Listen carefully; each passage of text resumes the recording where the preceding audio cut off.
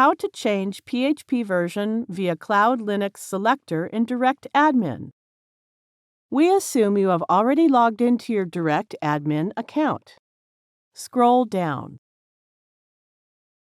Now click Select PHP Version icon. This here shows the current PHP version of the domain example.com.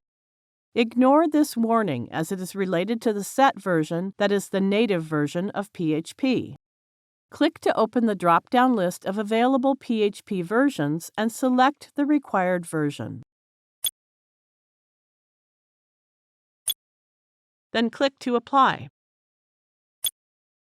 Success! We have changed the PHP version via CloudLinux Selector. We will learn about these modules in other tutorials. Thank you for watching.